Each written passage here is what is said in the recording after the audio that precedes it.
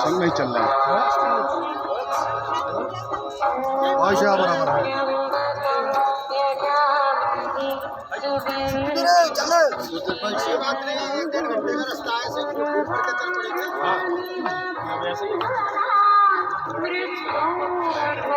हाँ जी सर जी, आप दोनों भाई कैसा महसूस कर रहे हैं आप?